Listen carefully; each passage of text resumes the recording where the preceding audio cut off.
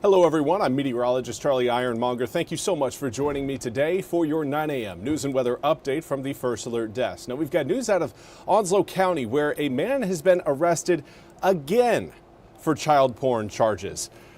26-year-old Angel Gutierrez Cardenas was arrested by Jacksonville police officers yesterday morning. Now, according to warrants, Cardenas had visual material that included young boys between the ages of 1 and 10 years old. Now, warrants say that the offense happened back in May. Gutierrez Cardenas is charged with 3 counts of second-degree exploitation of a minor and 2 counts of third-degree sexual exploitation of a minor. Court documents say he has another pending case from July where he was arrested and charged with third-degree sexual exploitation of a minor. Now, he was taken to the Onslow County Jail on Thursday without bond.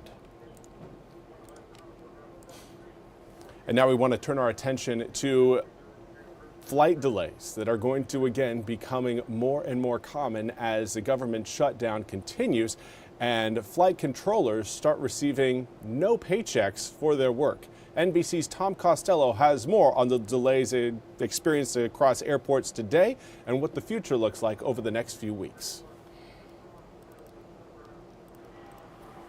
This morning, Alaska Airlines is finally coming back online. A major company-wide computer issue at its primary data center, forcing the airline to issue a temporary ground stop that lasted for hours and canceling more than 150 flights yesterday. The airline's subsidiary, Horizon Air, also impacted. But another, Hawaiian Airlines, is still flying. In a statement, the airline apologized to its passengers, saying the safety of our flights was never compromised and clarifying the IT outage is not a cybersecurity event. Grounded passengers expressing their frustration on social media. People on that plane have been sitting there in Seattle for 1 hour and 20 minutes right here on a taxiway. At SeaTac Airport, Sherry and Steve Playstick were about to board their flight when they saw a bad sign. We're just sitting at the gate, and then all of a sudden we saw like the computer screens went blank. They just put up the Alaska Airlines kind of logo. Fellow passengers on their plane learned about the outage online. They noticed that there was a news story that there was some kind of system outage, but we on the plane had no idea that that was happening. It's the second time in the last 3 months that Alaska Airlines has been forced to stop its flights. We are stopping operations for this evening. The country's 5th largest airline also grounding flights in July, blaming another tech outage that caused chaos and serious delays. Alaska Airlines, how did this happen twice? And again, that was Tom Costello reporting. We now turn to your weather forecast. Today is a day where we again are looking at sunny skies across eastern North Carolina. But right now we've got our eyes on the Caribbean as Tropical Storm Melissa is expected to become a hurricane over the next 48 hours. Right now has maximum sustained winds of 45 miles an hour around that central low, gusts up to 60 miles an hour, and current air pressure reading 1,001 millibars.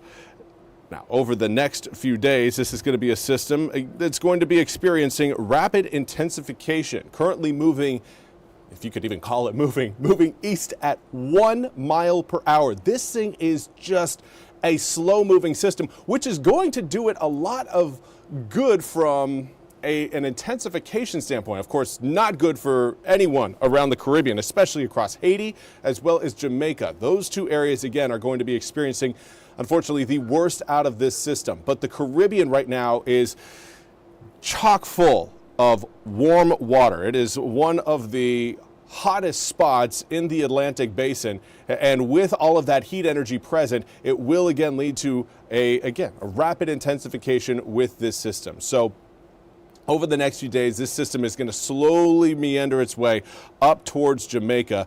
Here's a look at that track. It's going to be a slow mover, but by the time we get to really Sunday, could be a Category 2 hurricane. And then from Monday, Tuesday into Wednesday, it will increase up to a Category 3 and potentially a Category 4 hurricane as it then tracks over the I'd say the southeastern end of Cuba. We'll move over the Turks and Caicos, and then from there, it's just a straight trajectory out into the Atlantic. It's expected to stay off to the east of Bermuda, which is great news for us. If we're to experience anything out of Melissa, at this point, it looks like we could see perhaps some large swells reach our coastline, maybe a little beach erosion because of those large swells.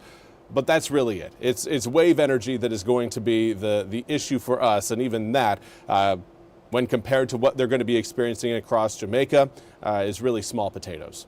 50 degrees right now in Grifton, lots of sunshine, and northerly breeze coming in at 5 miles an hour. The air is still very dry, though, so do want to advise people to, again, hold off on burning anything in the lawn, in your yard. We've got a drought that's spread across 80% of eastern North Carolina, with a hefty chunk of the east. Right now, I'd say around 40% of the east under a severe drought. So this is, again, not something you want to really play with or take a chance on. Coming up this evening, air temperatures are going to be falling a little bit faster, which will put us into the upper 30s by the time we reach tomorrow morning. Air temperatures today expected to get into the mid to upper 60s, and then we will hold at that level over the upcoming weekend.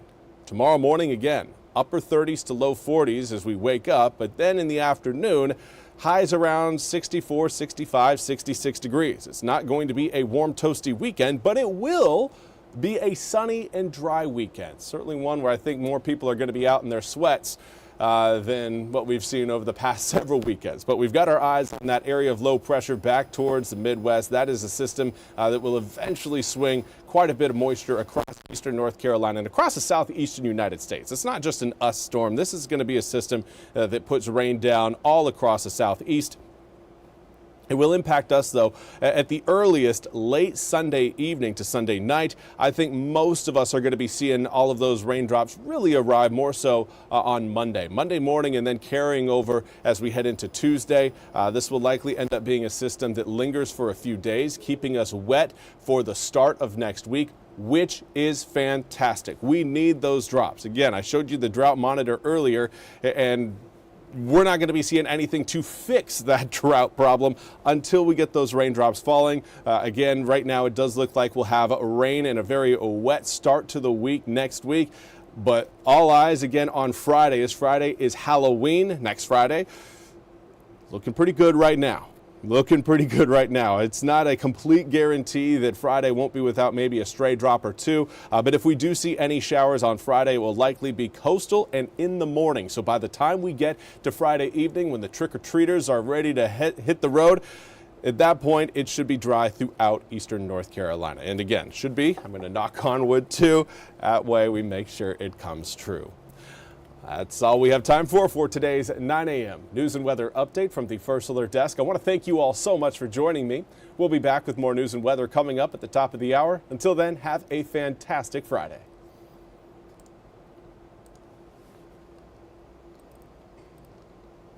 This hour of the WITN First Alert Desk is sponsored by ENC Pirate Realty.